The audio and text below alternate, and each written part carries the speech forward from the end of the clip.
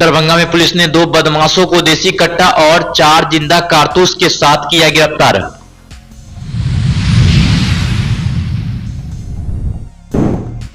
Darbhanga engineering college में industry institute meet का किया गया आयोजन।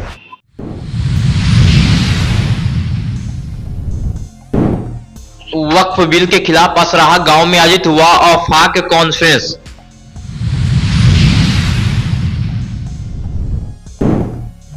गृह रक्षकों का चयन स्वच्छ और पारदर्शी वातावरण में संचालित।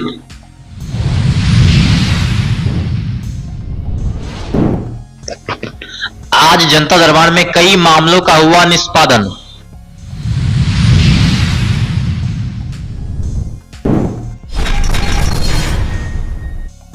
दरभंगा के कोतवाली थाना पुलिस ने एक गुप्त सूचना के आधार पर 2 बदमाश को 2 देसी कट्टा और 4 जिंदा कारतूस के साथ गिरफ्तार किया है। गिरफ्तार अपराधी की पहचान मोहम्मद आरजू और मोहम्मद सरफराज अंसारी के रूप में की गई है। जानकारी के अनुसार मोहम्मद आरजू एक पेशेवर अपराधी है और इसके खिलाफ अलग अलग थानों में 8 आपराधिक मामले भी दर्ज है। वहीं दूसरे अपराधी के इतिहास को भी खंगालने में पुलिस जुटी हुई है। आर्म्स के साथ 2 अपराधियों को पकड़ा गया। इनके पास 2 कट्टा और 4 जिंदा कारतूस बरामद हुआ है। एक्चुअली इसमें जो मोहम्मद आरजू हैं, इनका काफ़ी आपराधिक इतिहास रहा है और काफ़ी दिनों से इनकी शिकायत मिल रही थी कि ये हथियार लेकर के घूमते लोगों को डरवाते हैं। तो इसी पर टीम काम कर रही थी और बीते रात 2 अपराधियों की गिरफ्तारी हुई है। मोहम्मद आरजू का काफ़ी आपराधिक इतिहास रहा है और दूसरे जो है मोहम्मद जहीद अंसारी, मोहम्मद सरफराज अंसारी, पिता का नाम है मोहम्मद जहीद अंसारी। उनका आपराधिक इतिहास हम लोग खंगाल रहे हैं। कहाँ के रहने वाले हैं सर?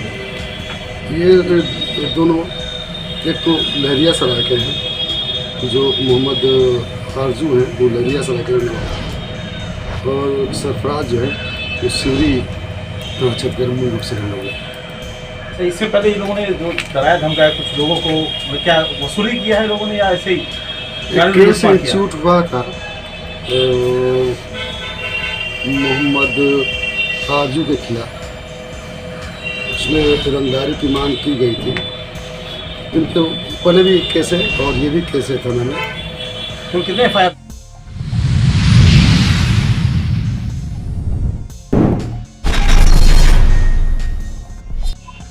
आज दरभंगा के इंजीनियरिंग कॉलेज में इंडस्ट्री इंस्टीट्यूट मीट का आयोजन किया गया। इस आयोजन में बिहार सरकार के आईटी मंत्री कृष्ण कुमार मंटू के अलावा 3 जिला के लोगों ने भाग लिया।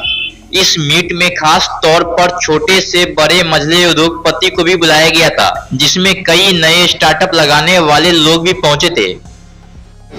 देखिए, उद्योग को हम इंजीनियरिंग से कैसे जोड़े, हमारे जो उद्योग बिहार में लग रहे हैं और हमारे इंजीनियर किस विभाग से दक्ष हो रहे हैं उस तरह के उद्योग बिहार में लगे और नए एंटरप्रेन्योर जो अपना स्टार्टअप शुरू करना चाहते हैं उनको हम आईटी विभाग, इंफॉर्मेशन टेक्नोलॉजी विभाग से माध्यम से 1 लाख स्क्वायर फीट में हम लोग जगह दे रहे हैं। जो बच्चे हमारा नए उद्योग लगाना चाहते हैं, उनके अंदर कोई आइडिया है तो उनको बिजली, स्थान सब कुछ हम लोग फ्री दे रहे हैं 6 महीना के लिए, साल भर के लिए। उनको फिर आगे एक्सटेंशन भी देंगे। उसी को आमंत्रित करने के लिए यहाँ पर आए हैं कि जो भी बच्चे अंदर उनके प्रतिभा है उसे निखरने का पूरा मौका हमारे एनडीए की सरकार दे रही है। हमारे बिहार को विकसित भारत बिहार बनावे और भारत को विकसित भारत बनावे, उनमें हमारा आपका योगदान क्या हो उसको हम लोग किस तरह तय करें, उसको एक दूसरे से कड़ी के रूप में जोड़ने का काम करें।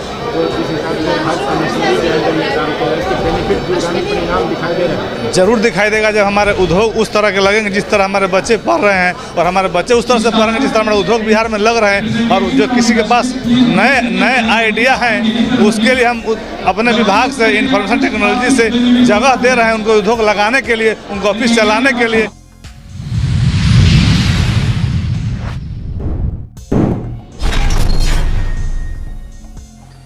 वक्फ संशोधन विधेयक के खिलाफ लगातार आवाज बुलंद हो रही है। आज इस कड़ी में केवटी प्रखंड के असराहा गांव में all India Muslim personal law board के निर्देश पर Imarat Shariah Bihar, Odisha, Jharkhand, all India Muslim Bedari Karwan एवं दीगर मिल्ली तंजीमों के बैनर तले सभा विशाल जनसभा आयोजित की गई। सुप्रीम कोर्ट डरती उड़ती नहीं, लेकिन चूंकि सरकार के अंडर की चीज़ हो गई है अभी मोदी जी के आने के बाद, इसलिए लोगों में ये भ्रम है कि सुप्रीम कोर्ट सरकार के दबाव में काम कर रही है। लेकिन मेरा ऐसा हरगिज मानना नहीं है। अगर सरकार के दबाव में सुप्रीम कोर्ट काम कर रही होती तो जो कानून मुसलमानों पे, देश के अल्पसंख्यकों पे जबरन थोपा जा रहा है, उस कानून पे धब्बा नहीं लगाती सुप्रीम कोर्ट। सुप्रीम कोर्ट ने पहले ही दिन ये धब्बा लगा दिया कि जो कानून तुमने बनाया है वो कॉन्स्टिट्यूशन, संविधान, आइन के खिलाफ है। तुम ये बिंदु है। कई पॉइंट को नोट किया सुप्रीम कोर्ट ने और सरकार से जवाब मांगा गया और 5 मई को जो सुनवाई होनी है, हम उम्मीद करते हैं कि सुप्रीम कोर्ट इस काले कानून को रिजेक्ट करेगी, क्योंकि देश की दूसरी सबसे बड़ी आबादी को टारगेट किया गया।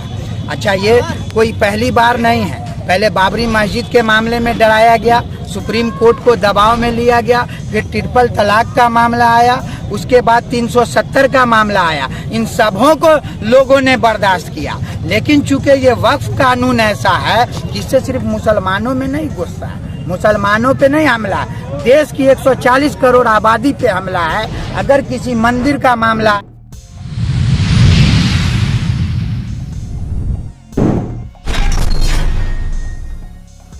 नेहरू स्टेडियम लहरियासराय दरभंगा में गृह रक्षकों का नामांकन स्वच्छ पारदर्शी वातावरण में चल रहा है। नामांकन चयन समिति के अध्यक्ष जिला दंडाधिकारी राजीव रोशन एवं वरीय पुलिस अधीक्षक जगुनाथ रेड्डी, जिला रेड्डी सदस्य, जिला समादेष्टा, गृह रक्षा वाहिनी सदस्य, सचिव एवं जिला कल्याणकारी पदाधिकारी सदस्य है। अभ्यर्थियों के लिए नामांकन प्रतिदिन नेहरू स्टेडियम में मुख्य द्वार पर प्रातः 5 बजे से प्रवेश होता है। अभ्यर्थियों की पहचान के लिए अभ्यर्थियों को प्रवेश पत्र, पहचान पत्र, आधार कार्ड, मतदाता पहचान पत्र, ड्राइविंग लाइसेंस इत्यादि तथा स्टाम्प आकार के एक फोटोग्राफ रखना होगा। अभ्यर्थियों का बैच बार प्रवेश दिया जाता है। बैच 1 रिपोर्टिंग समय 5 बजे से बैच 2 रिपोर्टिंग समय 6 बजे, बैच 3 रिपोर्टिंग समय 7 बजे एवं बैच 4 रिपोर्टिंग समय 8 बजे निर्धारित है। शारीरिक क्षमता परीक्षा में अनुपस्थित रहने वाले अभ्यर्थियों को दूसरा अवसर नहीं दिया जाएगा। गृह रक्षकों में स्वच्छ नामांकन के लिए जिला संयुक्त आदेश के तहत पारदर्शी ढंग से शारीरिक जांच परीक्षा की जा रही है। आज 1400 अभ्यर्थियों में से 989 अभ्यर्थी उपस्थित हुए, जिसमें 118 अभ्यर्थियों का मेडिकल जाँच किया गया।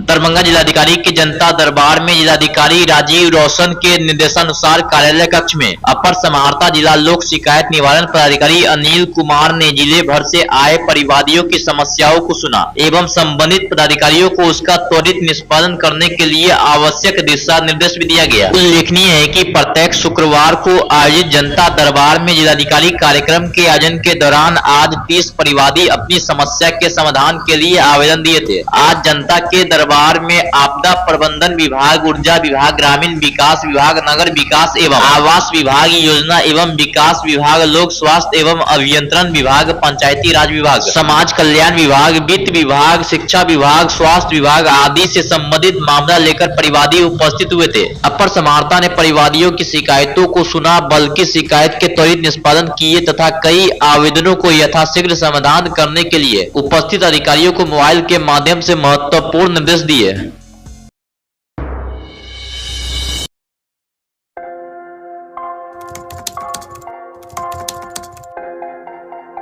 मतलब ये हुआ जुमला हुआ, ऐसा कोई नहीं कर सकता है दुनिया में।